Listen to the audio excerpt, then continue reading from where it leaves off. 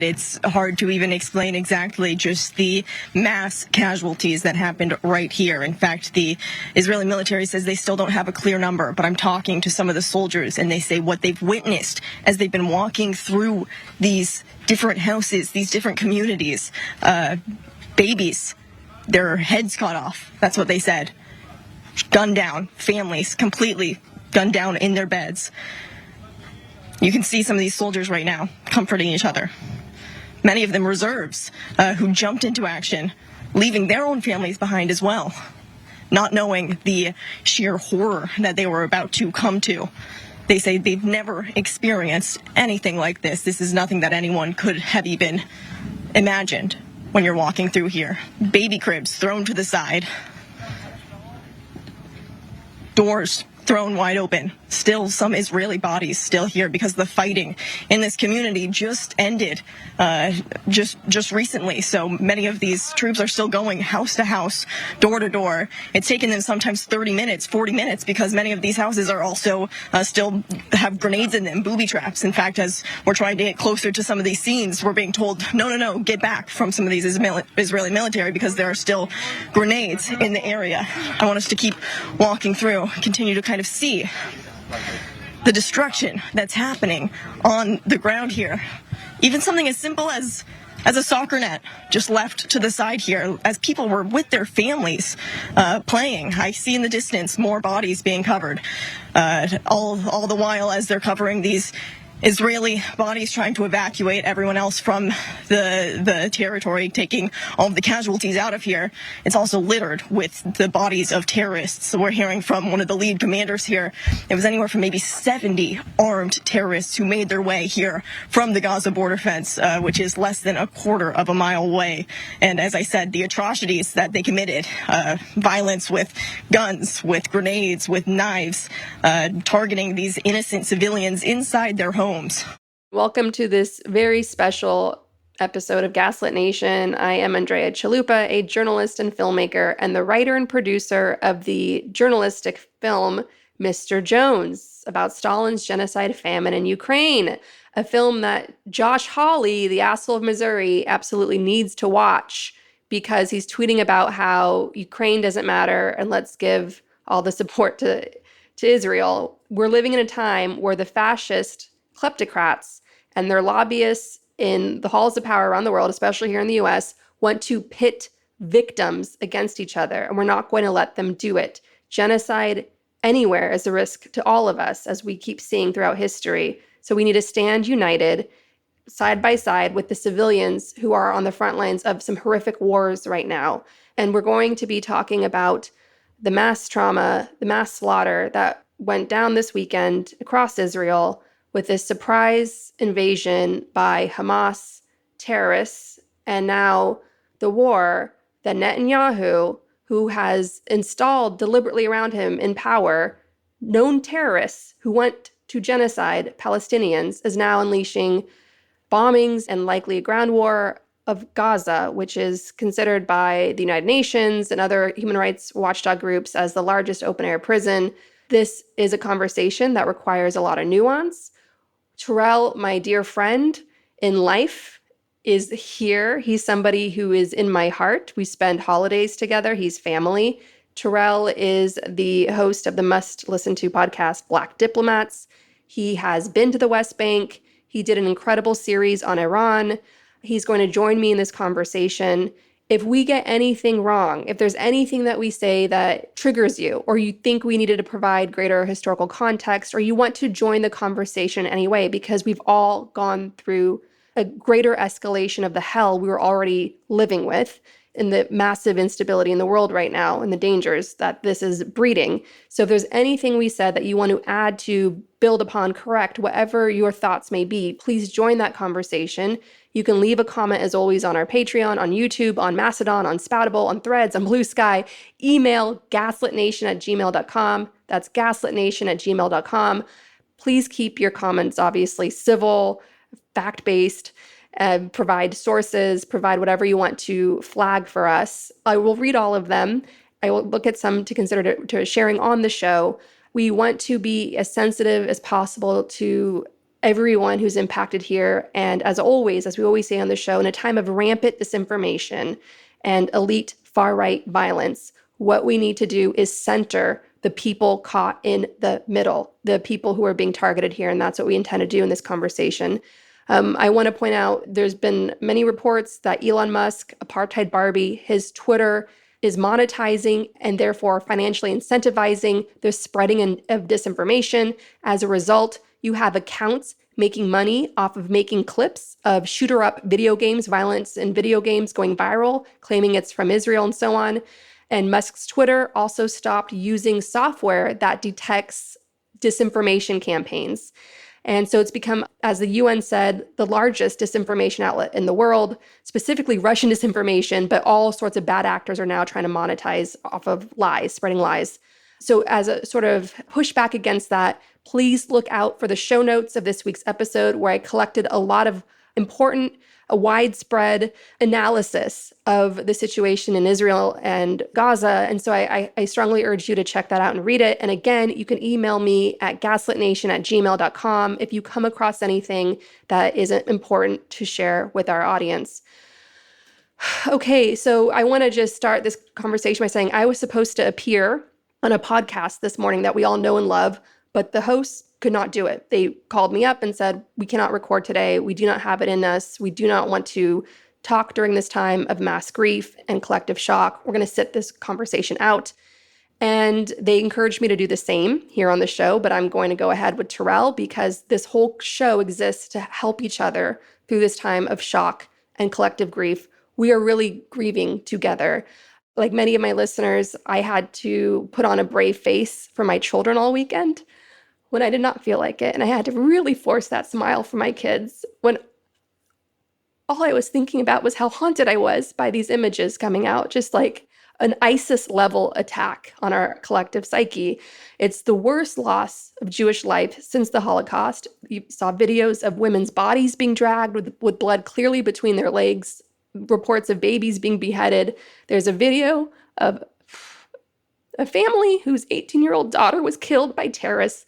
You can watch this video of the father's hands covered in blood, the mother having to comfort her two surviving children, a boy and a girl, while in complete shock.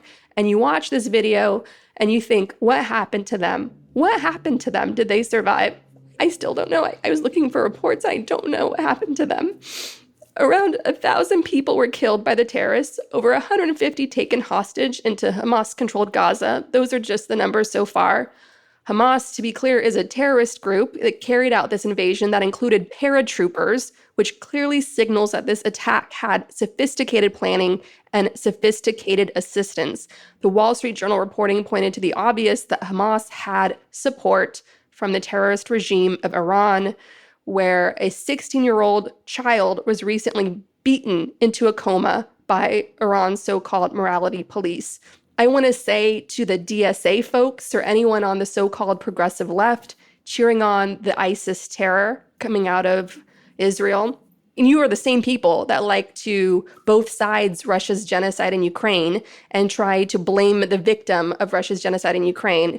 I am all for fighting for a progressive America, for raising the quality of life in America through all the social programs that we need to desperately reverse the morbid, troubling trend of life expectancy plummeting in the US right now. I'm all for the progressive movement, but your foreign policy is so fucked up. It's not. That's why Gaslit Nation exists, to provide the left, to provide progressives with a sensible, common sense, based in reality, humanistic foreign policy. You simply do not cheer on. There's no justification for the ISIS-level terror that we saw coming out of Israel. There's none. And if everyone involved in that DSA nonsense should be ashamed of themselves. And that's another hit on New York City politics here locally. I don't give a fuck if I'm not fashionable I'm not going to get invited to your bullshit parties, or really, you guys have lost the plot on that. This is such a fucked up situation. We're going to go through it all now. This is one of the first times since the launch of Russia's full-scale genocide in Ukraine in February 2022 where I'm seeing researchers, analysts, journalists talking to each other about PTSD, about how to do your jobs, how to collect the information you need and analyze it for your audience without yourself succumbing to PTSD and grief. That is something that is an important conversation we need to continue to have because we are first and foremost humans. It's impossible for me to look at what's happening there in Israel and Gaza and not see my own kids.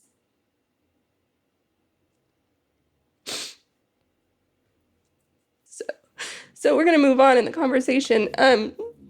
So I want to just sort of preface this, just a summary of today's discussion, and Terrell and I are going to go into all the nuance of it. The reality is, whatever you think of Israel, right? Whatever you think of Israel, I want to remind people on all sides of this issue. I know we have people listening or who are waiting for Terrell to go into the Palestinian point of view because he's been in the West Bank. He has a lot of Palestinian friends. I want to just say to everyone, you cannot understand Israel without understanding generations going back centuries of just normalized anti-Semitism. If you look at the Dreyfus affair, that was a lynching of a Jewish French officer in France. If you look at financial instability in the 1800s, 1900s, who were blamed for that? The Jews, right? If you look at before there was Twitter, Elon Musk's Twitter, there was the Elders of Zion, the disinformation coming out of Russia back then, that the Jews had some big Illuminati that they were controlling with, and that they always became the scapegoat. Jewish communities, for their own survival, debated among each other how to protect themselves, how to organize self-defense, how to overcome this. They tried to keep their heads down. They tried to stay in their ghettos. They would even have conversations, like they would debate whether they needed to follow a policy of keeping their head down and not shining too brightly in society, or they would risk drawing attention to themselves and becoming a target and inciting another pogrom or more anti-Semitism rage. There were discussions over building a Jewish homeland somewhere in a Jewish state somewhere in South America.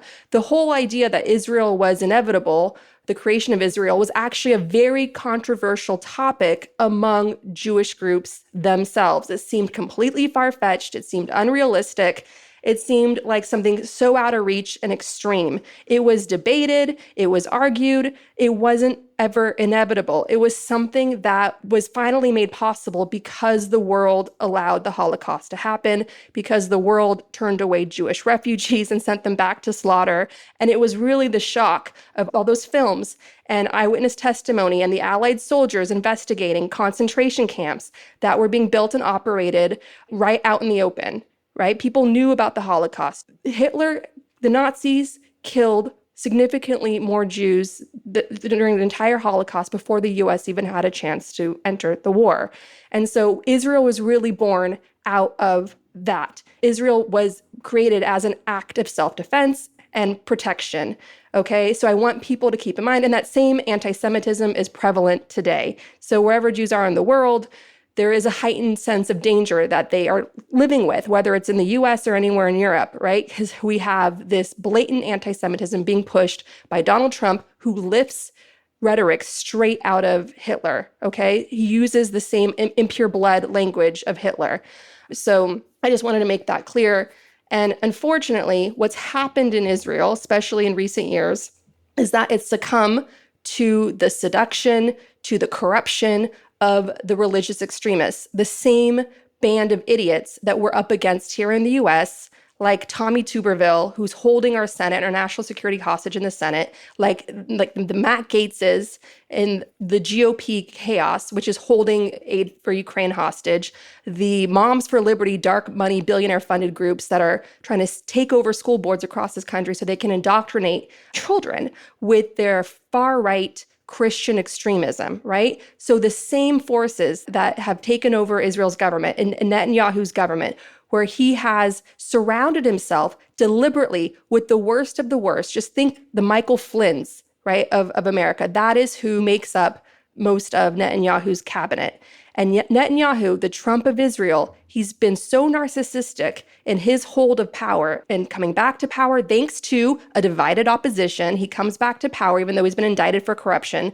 And he then continues to surround himself with extremist loyalists like Stephen Miller's, like Ben Gvir, the Stephen Miller of Israel, who is a known terrorist who, as a teenager, was harassing former Israeli Prime Minister Yitzhak Rabin, trashing his car, stealing the Cadillac emblem off the car, bragging about it, and saying, next time we're going to get to Rabin.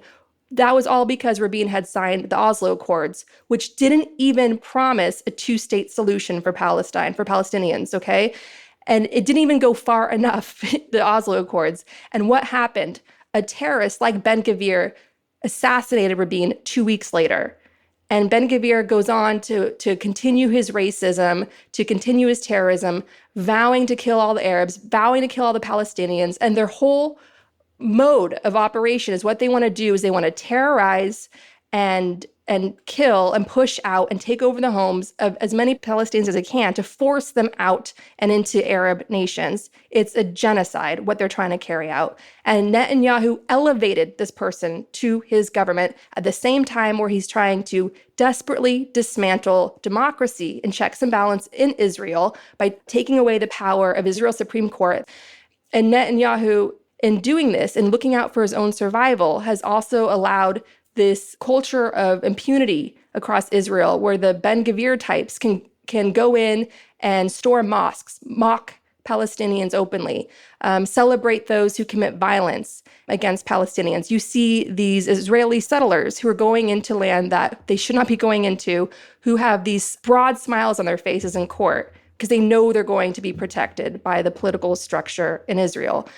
And all of this, we have to point out that Netanyahu clearly, I believe, wanted this war. If you look back in 2019, he was saying to his Likud party that they had to elevate Hamas. They had to fund Hamas. They wanted Hamas to come up and do something dramatic like this. Why? Because then it gives them, Netanyahu's government, the excuse to go to war with Hamas and wipe out Gaza and continue their genocide. And by being a wartime prime minister, that creates a situation where everyone's forced to rally around the flag, rally around the leader. If they can't get rid of him, they will deal with the corruption later. They'll have to table that for later. But right now they have to unite. And the person they're uniting around is a corrupt criminal. And so it's a fucked situation in Israel. And our sympathies, our loyalty are to the civilians on both sides of this issue who are caught in horrific, literal crossfire in this. And I want to make that very clear. What Hamas did was evil. Unfortunately, Israelis have a corrupt kleptocrat in power who weakened the government, producing the worst intelligence disaster in Israel's history, leading to the slaughter of countless innocents. All so he could stay in power, and also he could give his rabid extremist supporters the war they wanted so they can carry out their genocide. What you'll see next, they'll likely use their wartime powers to dismantle democracy in Israel and stay in power. But I do believe that there is strong talent rising in Israel now. You have uplifting stories that you could read about in the show notes of this week's episode about Israelis on the left who have been pushing for a two-state solution, who have been calling for dignity and human rights for Palestinians, who are now out there risking their lives to save lives, and they're rising up as leaders in this moment of crisis. So maybe Netanyahu might lose his grip on power. Maybe Ben Gvir will be pushed out and lose his grip on power. But that's unlikely because Netanyahu is a survivor, and he's going to cling on, and the security of Israel is going to suffer as a result. He's not the person that is needed for this moment. He is like a George W. Bush of Israel who's going to lead the country into disastrous wars that are going to be like a Pandora's box for the region and the world.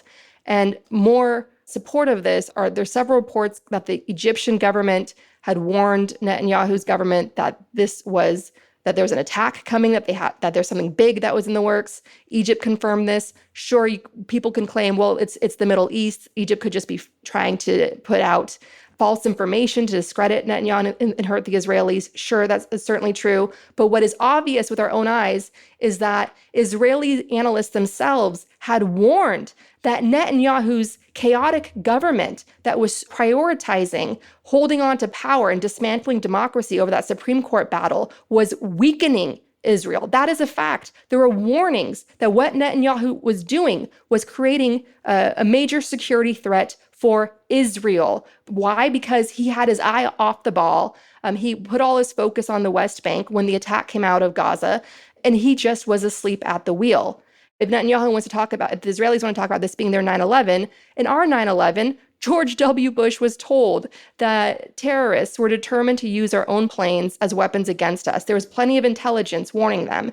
And George Bush's White House was completely asleep on the wheel of that. And some could even argue the case that, yeah, because they wanted their war, they wanted to make excuses to go into Afghanistan and Iraq, even though those that planned 9/11 and were on those planes were Saudis. But never mind that the Bushes and the Saudis had a close relationship, which you can read all about in Craig Unger's extraordinarily deeply researched book, House of Bush, House of Saud, which we will link to in the show notes for this week's episode. So I just want to say my heart is breaking. My heart is breaking for the people across Israel who are living in terror, who have lost family horrifically to this, who have seen one of the worst days in their history since the Holocaust, and for the people trapped in Gaza who have lost their lives, who feel like they are the walking dead, that it doesn't matter whether they're alive or dead, that it's just a matter of time that they will be killed by an Israeli missile. There's no easy solution here because Israel has all the power in this situation, and unfortunately that power is being held hostage by a far-right kleptocrat, Netanyahu, who wants to unleash genocide. And if Israel's coalition could come in and balance out that power and bring a more measured response, and if the Oslo Accords could come back as a starting point for a discussion, even though it was not perfect, and we can push and advocate for a two-state solution to bring back dignity to Palestinians, to free them of Hamas, because remember, Palestinian people are hostages of Hamas in Gaza. There hasn't been an election there in 17 years. So I'm going to step aside now. I just needed to get that all out of my system. And I'm going to now just let Terrell take over the conversation here. And I'm going to put in my 2 cents as we go along. Terrell, because this has been very heavy time for us. And this is a very big story. And it's going to have major, major ramifications, not just for the region, but for Ukraine and the 2024 election, because what this is ultimately doing is it's going to galvanize Trump's base, which is largely evangelical, and the evangelicals, being a death cult, believe that the coming of Christ is dependent on blood flowing in Israel. And so as a result, they're very supportive of Israel. If you think what I just said sounds nuts, again, go to the show notes for this week's episode, read a report on why evangelicals support Israel and how it's completely self-serving and actually includes a prophecy of like the actual destruction of Israel. This war now is going to galvanize a lot of Trump's base. Trump is going to exploit it as being this pro-Israel president because he put the U.S. embassy in Jerusalem when the Oslo Accords had established Jerusalem as for the Palestinians. And plus, his son-in-law, Jared Kushner, is mobbed up with the Netanyahus and has been for life. Netanyahu stayed with the Kushners when he visited the U.S. They're extremely close. And Jared Kushner's bullshit, Abraham Accords, was just a bunch of nonsense. It was an effort to normalize relations between Israel and a bunch of kleptocratic Arab dictatorships, when the real danger to Israel was the extremism of Israel's government in not reining in its religious extremists, continuing to build settlements on land that should have been protected for the Palestinians, and creating an apartheid system where to be Palestinian meant daily racism, daily discrimination and degradation against, and you're being stripped of your own humanity and just being forced to be like a living dead. So Jared Kushner, Abraham Accords, gaslighting beyond belief, it really did nothing except for try to cover up the real cause, the real cauldron of tension, which was Israel having gone too far in its extremist policies and the Palestinians not having a real advocate for ensuring that they would be on any sort of conceivable path to a two-state solution, which they desperately need. Yeah. I want to thank you for deciding to go on with this conversation. And particularly, I appreciate you being my friend, because for all of the reactions that I get online, you know me as a person, and when we say we're family, it's not just a loosely expressed term. We talk, communicate every day, almost. And when I'm in New York, we always see each other. And it's important to have this conversation with a friend because we can rely on our friendship in order to work through our stuff and through our feelings. And first of all, my heart just goes out to you for just watching you talk through the first 10 minutes of this. And I live in Ukraine, and a lot of my work is grief as it is. I saw it at the beginning of the war. I've traveled to pretty much every part of this country, and I'm all constantly talking with people who have experienced grief, with people who lived in formerly deoccupied towns that the Russians took over. And thank God the Ukrainian armed forces pushed them out. And the stories that were left behind ring like those very stories that I'm hearing coming out of Israel. And it's just so much grief just compounded. And just as a friend to see you walk through that, it brought me pain as well. And I've also had my own expression, my own conversations with my friends in Palestine and in Gaza. And this pain that everyone is feeling right now, the pain that I feel right now from seeing those images, because I don't even spread or look at images of, or video of Black people being killed, even though I worked in Black media. I never watched those videos. So I don't like in any, or even here in Ukraine, never shared them, never consumed them. You know, I also had conversations with people in Palestine who are already creating their caskets because they feel like they're going to die because Benjamin Netanyahu led military is just going to raise them because he's always wanted to do it. And even before this weekend, I've had calls of someone's cousin being killed by the Israeli Defense Forces, 12-year-old children, and the tears and the anguish that I see people expressing now and the world collectively coming together to say that never again, the Israeli September 11th. I've had these conversations throughout the year, and what really hurts me is that, well, number one, it hurts me because I didn't see the world react with these people, and it's painful to even say it because you don't want to think like, okay, care about my issue versus mine and getting into these silos. And that's not what we're doing with this conversation. This collective pain that everyone is participating in, I just wish that the world would see the pain of the people that I talked to. I've had a number of conversations with people who call me and say, well, my family in Gaza, they're just getting ready to die.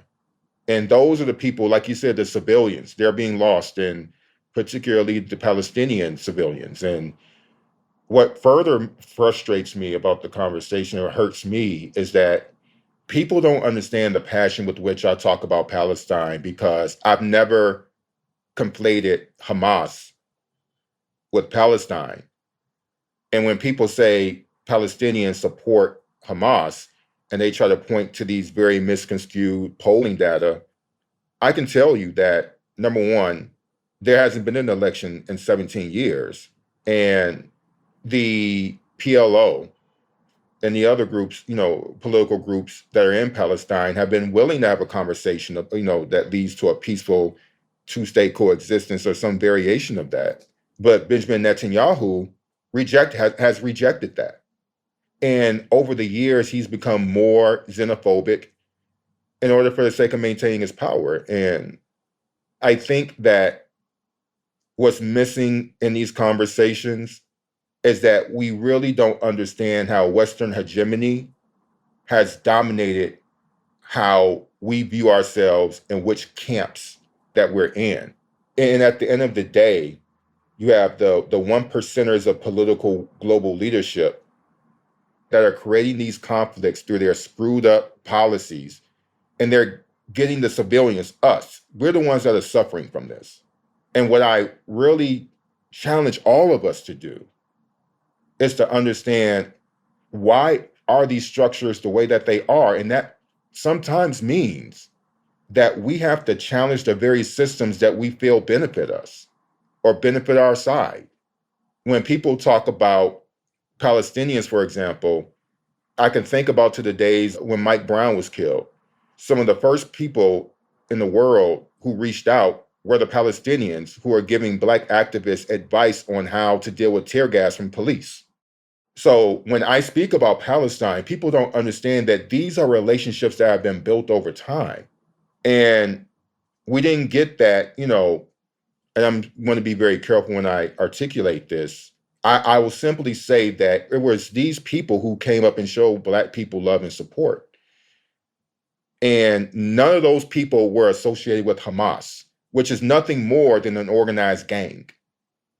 And they also abuse the I don't want to Palestinian. disrupt your thought because I want you to keep going on this.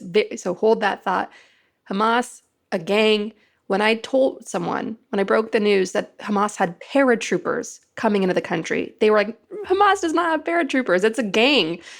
This was Iran. The fact that Antony Blinken, Secretary of State of U.S., can't even come out and say this was Iran. It's like, when Hamas has paratroopers, it was Iran. Okay, keep going. Yeah, because they don't have enough power to do this on their own. Like, they just don't. They're an organized gang. Let's be quite frank. The Israelis were more than okay with facilitating because it just caused chaos, right?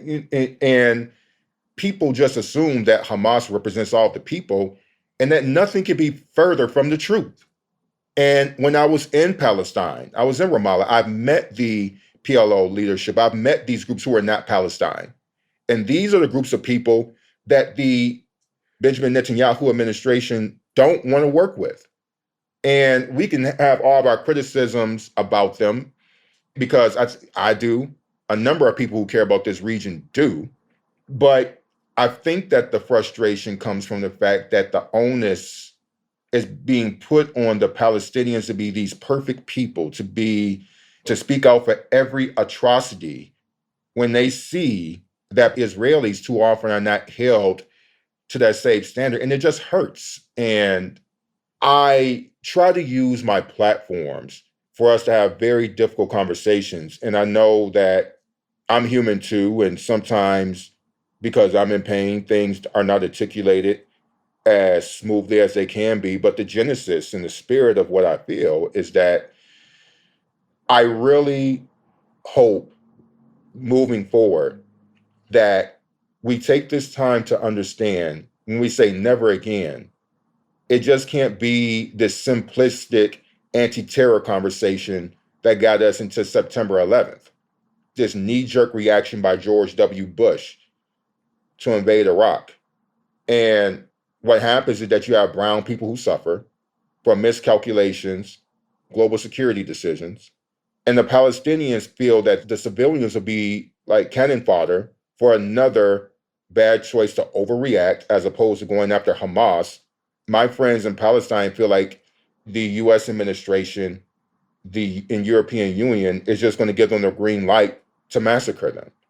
I'm speaking on a human level because we can be cerebral about all of this. And there's a point, and you've done a great job of really summarizing things in a way where we can have discuss the discourse. However, I think what really is going to help us make a shift is that we all need to challenge US foreign policy and Western hegemony that creates the value that it is okay to send billions of dollars in aid to Israel. Not that they don't need to protect themselves, because they do. We're sending them this money while they're maintaining an apartheid state against the Palestinian people, who are constantly stereotyped, who are constantly misunderstood. And we're not doing a good job of holding our own governments accountable.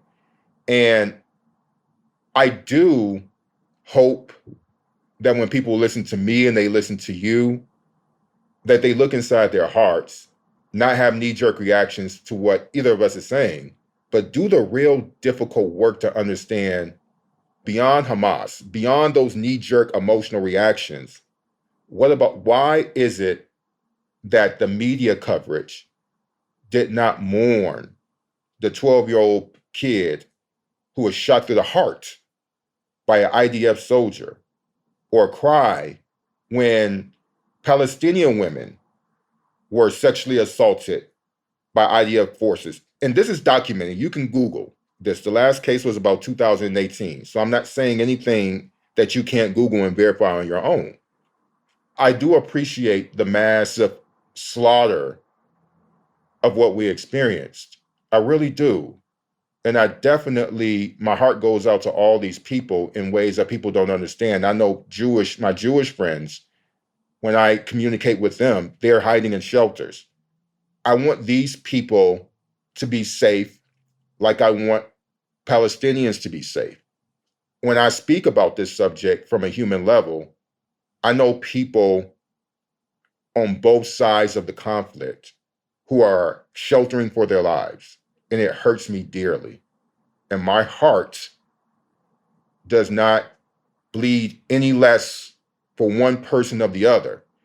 And when I come to Ukraine, and I know that it's painful for a lot of people when they see me talk about, that I have the Ukrainian flag and the Palestinian flag. I know that it confuses people.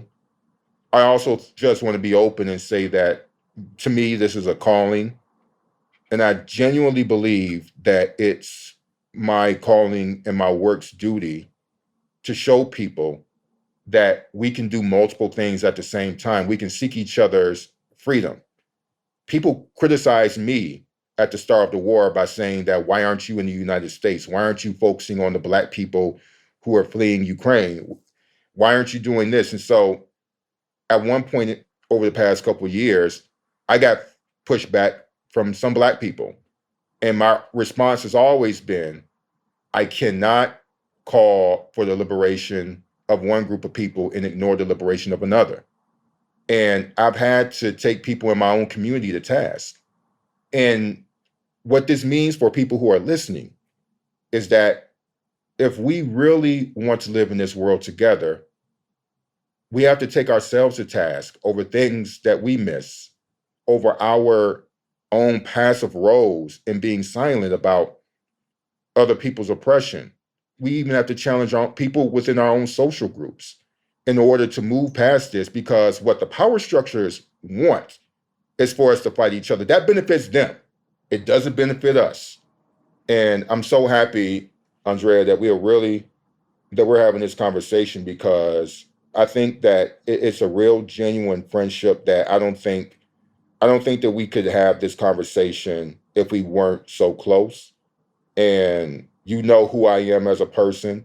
And because of this, it's my hope that the audience trusts you, that when I talk about Palestine, that it does not beget the tragedy of this weekend. It simply helps us to use this as a building block to understand why tragedies of the previous weekends did not get this attention.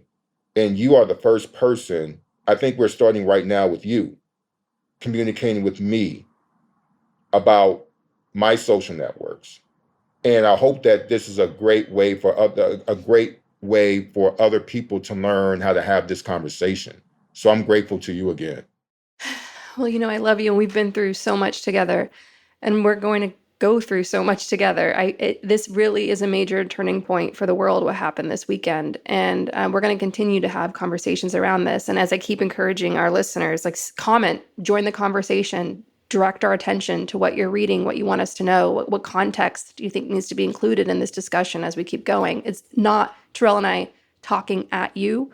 We are two real life friends trying to help each other through real grief, real anxiety, real anger, and you were feeling how you're feeling. If you wanted to curl up in a ball and cry, that's how we've been feeling, right? All weekend long. And so join our conversation, comment on what we're saying, share your own insights with us, please, because you're not alone in feeling how you're feeling. We're feeling it alongside with you. We're all in this together. As somebody that is an expert on the year 1933, the year Hitler came to power and turned Germany into a dictatorship in just 6 months, and Stalin got away with mass murdering millions in Ukraine and normalizing relations with the US. I'm telling you that the world has been going through an escalating crossroads that's extraordinarily dangerous and that humanity has never had to face before. And technology is making it worse. The people in power, who are sleepwalking, like they're doing like a Chamberlain sleepwalk through all this, are endangering us. I'm of course talking about Merrick Garland. And it's us, it's the grassroots, it's the independent journalists who are caught in the churning machinery of history that are trying to hold on to each other and not allow anyone to fall through the cracks and carry each other through this historic moment. And so I do want to talk about Ukraine in the context of this, because the big news story is that you have a nonpartisan effort right now in Congress to try to make Ukraine aid conditional on greater anti-corruption protections in Ukraine. Now, when Russia's full-scale genocide broke out in February 2022, that was a rallying around the flag moment. Blank checks were just written to Ukraine, as they had to be in that moment, because the country was fighting for survival. The country faces a genocide. So in that moment, they needed to get what they needed, and it worked. It absolutely worked. Ukraine is standing because of the world's rally around the flag moment. But now that Ukraine fatigue has set in, never mind that Ukraine has made major advances in this counteroffensive. You have the Russian Navy moving its fleet of ships from Crimea, because Crimea is very much in play of being liberated. That's a real thing. What happened with Ukraine's slowed down counteroffensive is you had one of the generals that Putin purged because he was seen as a Prigozhin loyalist put up all these dragon teeth and these big old trenches and minefields that made it extremely treacherous and slowed down the Ukrainian counteroffensive. They've been pulling porcupine needles out of the mouth of a dog, okay? They've been doing like this cumbersome, extremely dangerous and mass murdering genocidal resistance of the horrible minefields and dragon teeth that Russia put up. But it has been effective, and it is continuing making an impact, and it urgently needs further investment. So, right now what's going to happen is we have a rally around the flag moment with Israel. Israel's going to get the aid it needs. And I think that's a good thing, because Israel needs the resources right now. You have 300,000 soldiers who have been called in, who are in shock right now, leaving their families. That must be very scary for them, because their families are left vulnerable, because you have terrorists inside the country who have been taking hostages, and they're believed to still be there by the hundreds, by the thousands, who knows, because this is an intelligence failure.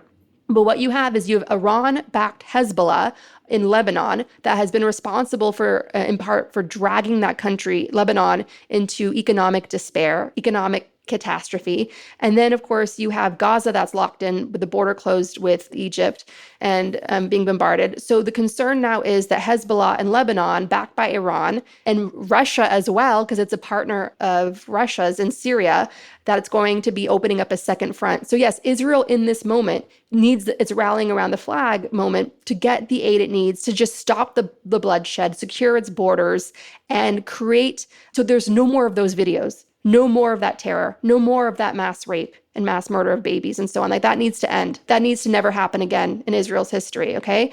But moving forward, if Ukraine funding now is conditioned on Ukraine's anti-corruption war, which I think is a good thing, as somebody who has been a long-time Ukraine analyst, I have spoken out directly to the faces of Ukraine's largest donors in State Department funded meetings, in Lindsey Graham funded meetings, saying like, get your act together, Ukrainians. I've spoken directly to the faces of Ukrainians' top reformers, saying you need to fight harder against corruption. Don't be demoralized.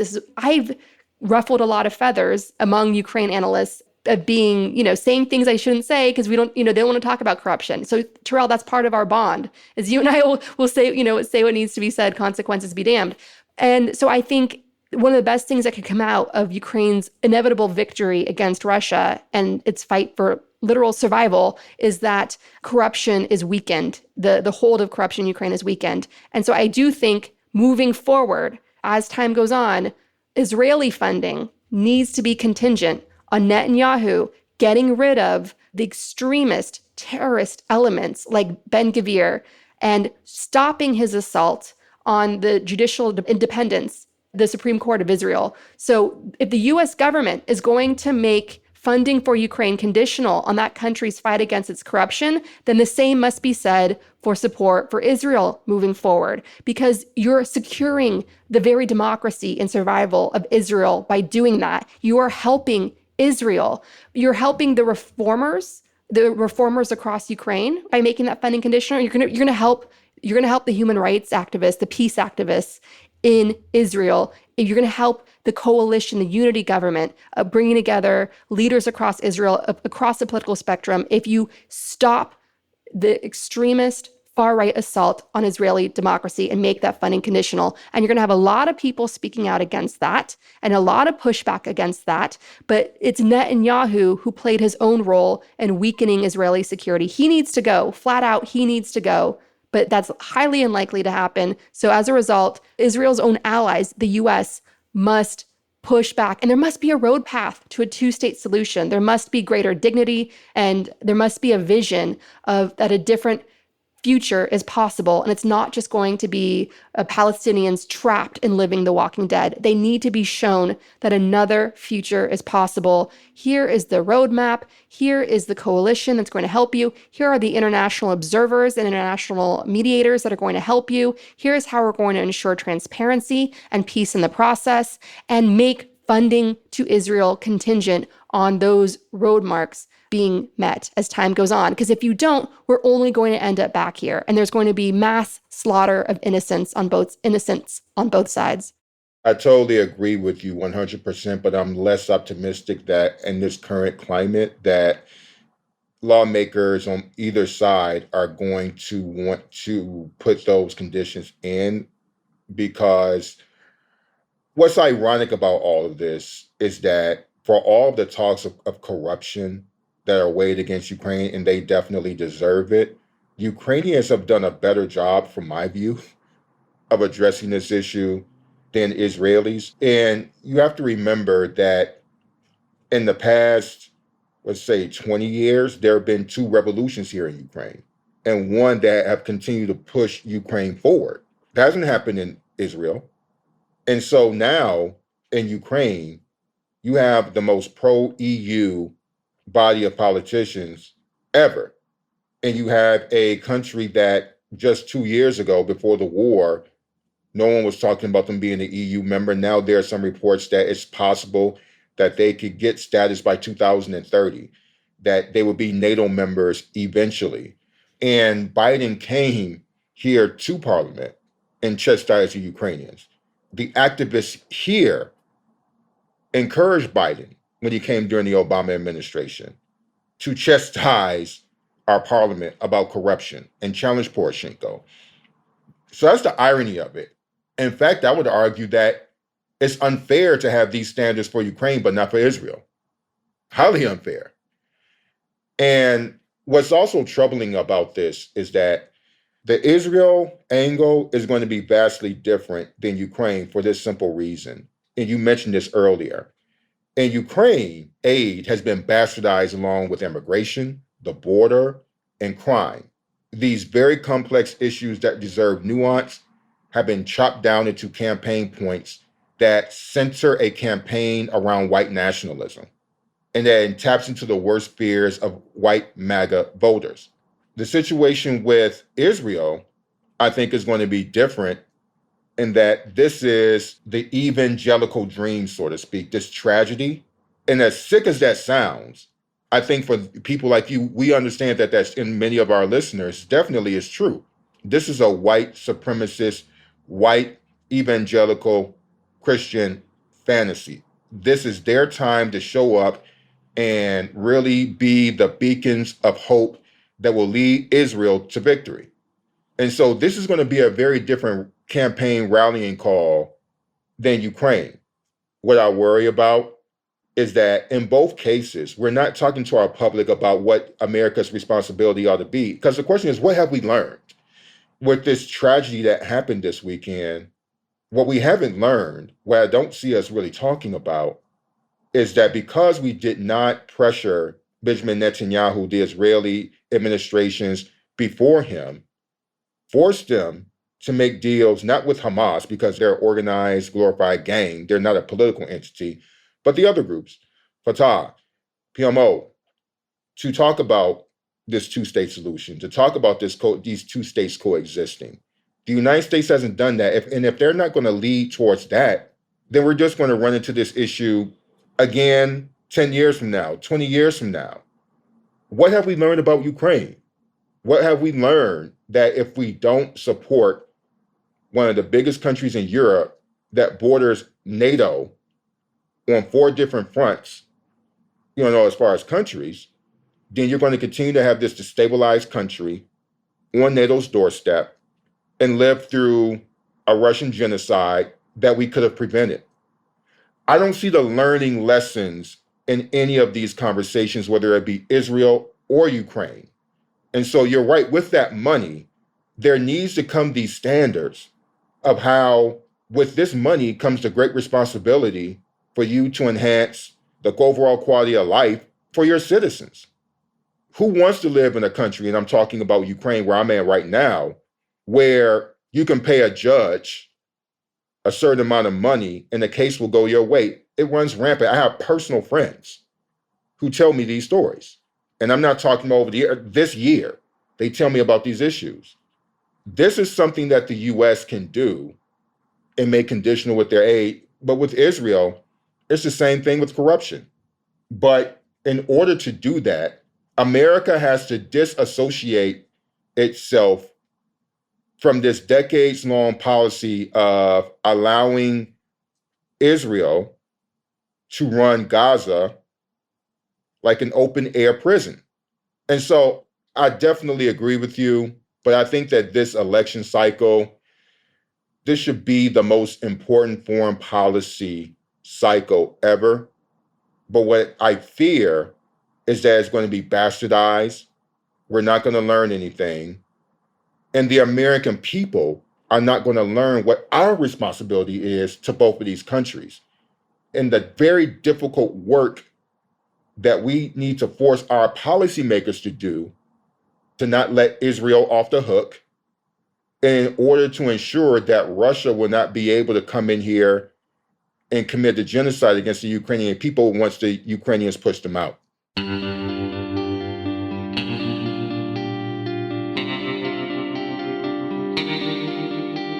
Our discussion continues, and you can get access to that by signing up on our Patreon at the Truth Teller level or higher. To help people in Maui rebuild after the fires, donate to the Maui Strong Fund at hawaiicommunityfoundation.org. That's hawaiicommunityfoundation.org. Since Matt Gaetz and the rest of the Kremlin caucus want to hurt Ukraine, Ukraine needs all the help it can get as Russia's genocide continues. Donate to Razom for Ukraine at razomforukraine.org. We encourage you to donate to the International Rescue Committee, a humanitarian relief organization helping refugees from Ukraine, Syria, and Afghanistan. Donate at rescue.org. And if you want to help critically endangered orangutans already under pressure from the palm oil industry, donate to the Orangutan Project at theorangutanproject.org. Gaslit Nation is produced by Sarah Kenzie and Andrea Chalupa. If you like what we do, leave us a review on iTunes. It helps us reach more listeners.